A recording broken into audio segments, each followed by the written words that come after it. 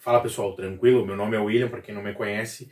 Seja bem-vindo ao canal Fé Inteligente. Aqui você vai ouvir falar de história da igreja, teologia e outros assuntos. E no vídeo de hoje eu quero falar um pouquinho sobre, talvez nas pregações e alguns estudos, você sempre ouviu que a igreja nos dias de hoje deveria retornar a ser como a igreja primitiva, que a igreja ideal era a igreja no começo, que lá sim era o modelo perfeito de igreja.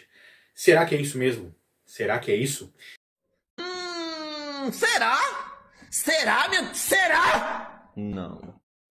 Então nós vamos conversar um pouco mais sobre isso. Mas antes de conversarmos sobre esse tema, eu convido você a te inscrever, ativar as notificações, curtir e compartilhar com um monte de pessoas aí, pra gente falar um pouquinho mais sobre a nossa história, a história da igreja. É isso aí. Então, o que acontece? Em pregações, em estudos, em livros, muitas vezes nós vemos aquela questão: a igreja dos dias de hoje deve retornar a ser como a igreja primitiva.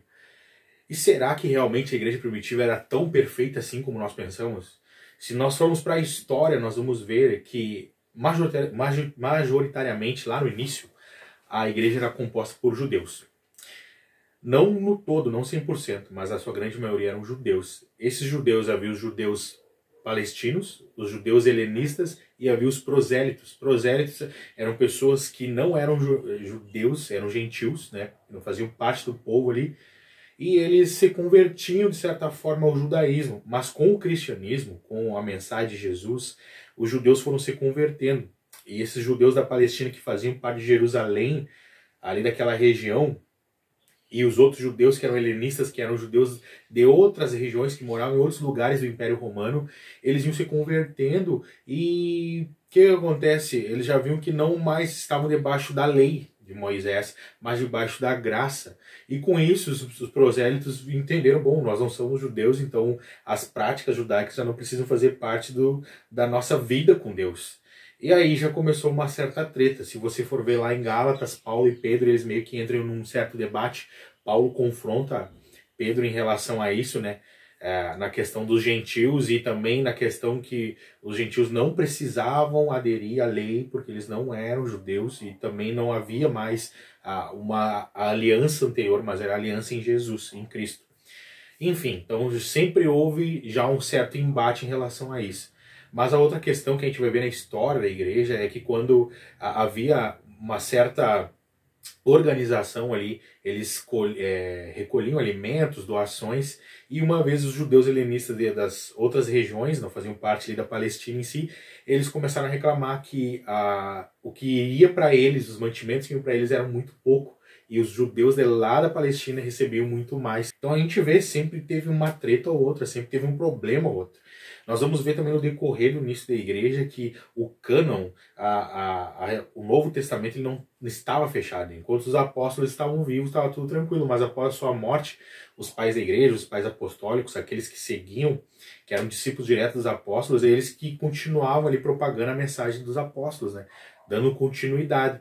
Mas como a liderança era uma pluralidade, o que acontece? Muitas heresias iam entrando. Então a igreja, a primitiva igreja no início, ela não tinha uma ordem, não tinha uma regra de fé alicerçada. Sim, era aquilo que os apóstolos falavam, mas dava muita liberdade para que outros colocassem suas opiniões que eram contrário àquilo que os apóstolos, aquilo que Jesus e o Antigo Testamento tinham ensinado. Demora-se 3, 4 séculos para fechar o cânon. E uma das inspirações para que a igreja entendesse que precisava separar o que era inspirado por Deus e o que não era, foi uma heresia que se espalhou através de Marcião, que foi um líder do cristianismo, entre aspas, na época, onde ele somente considerava as cartas de Paulo como inspiradas por Deus, e o restante ele refutava tudo, e a igreja não aceitou isso, né, de forma nenhuma.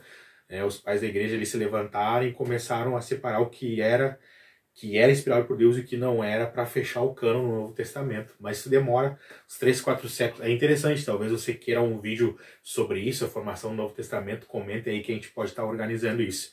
Enfim, então a gente vê que desde o início sempre houve treta, porque aonde há pessoas há problema, mas a essência da igreja primitiva, sim.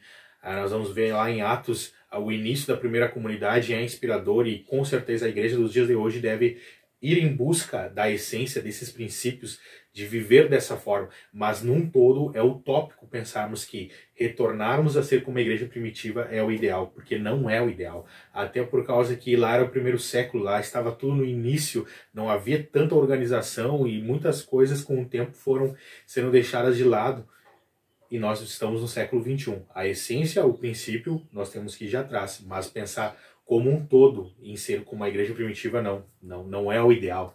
Beleza? O que tu me diz? Curtiu? Comenta aí, não gostou, comenta também, mas eu novamente convido você a te inscrever, ativar as notificações, né, curtir, compartilhar e você desejar fazer parte do nosso grupo, tem o link abaixo, o grupo no WhatsApp, Movimento Fé Inteligente, e é isso aí pessoal, tamo junto, abração.